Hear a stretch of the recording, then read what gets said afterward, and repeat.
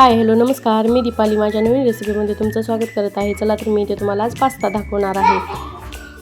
आपण आज इथे एकदम झटपट आणि सोप्या पद्धतीने पास्ता दाखवणार आहोत। आता आपण इथे सर्वप्रथम कढई गरम होण्यासाठी ठेवली आहे। आता आपल्याला त्यामध्ये 1 ते 1.5 ग्लास पास्ता शिजवून घेण्यासाठी पाणी टाकायचे आहे। इथे तुम्ही पहा। आता आपण त्यामध्ये अर्धा चमचा मीठ घालूयात आणि त्यामध्ये एक अर्धी पळी किंवा त्यापेक्षा थोडंसं कमी त्यामध्ये आपल्याला तेल घालायचे आहे। पाणी उकळल्यानंतर त्यामध्ये आपल्याला पास्ता घालायचा आहे। हा पास्ता आपल्याला 4 ते 5 मिनिटं शिजवून घ्यायचा आहे झाकून ठेवून।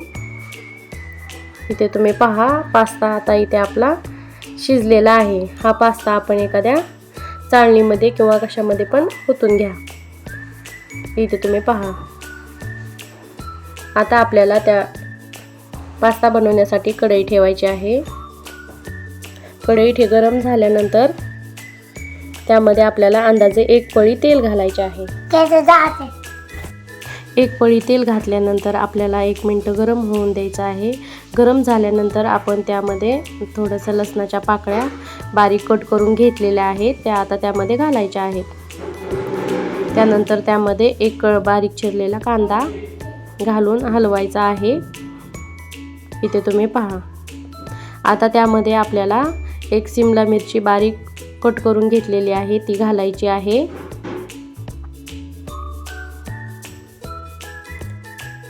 इथे तुम्हाला आवडीनुसार तुम्ही आणखी यामध्ये गाजर पण ॲड करू शकता। आता त्यामध्ये आपल्याला 1 टोमॅटो चिरून घेतलेला आहे तो त्यामध्ये घालायचा आहे।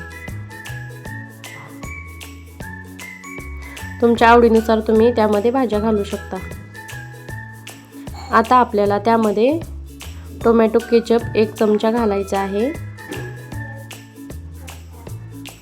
टोमॅटो केचप घातल्यानंतर हलवून घ्या। आता आपल्याला त्यामध्ये पास्ता मसाला घालायचा आहे 1 पाकीट।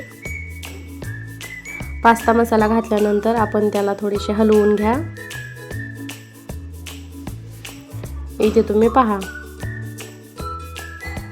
आता भाजी चांगल्या प्रकारे वाफवून घेतलेल्या आहेत। आता आपल्याला त्यावर शिजवून घेतलेला पास्ता घालायचा आहे आणि 1 ते 2 मिनिटं हलवून घ्या। गॅसची फ्लेम तुम्ही कमीच ठेवा। इथे तुम्ही पहा, आपला पास्ता तयार होत आहे। 2 मिनिटे गॅसवरच ठेवून घ्या। आता आपल्याला त्यामध्ये थोडेसे चीज घालायचे आहे। तुम्हाला आवडत नसेल तर तुम्ही नाही घातले तरी चालेल। इथे तुम्ही पहा, मी थोडेसे चीज त्यामध्ये घातलेले आहे व त्यावर वरती थोडीशी बारीक चिरलेली कोथिंबीर। आता पास्ता थोडासा हलवून घ्या।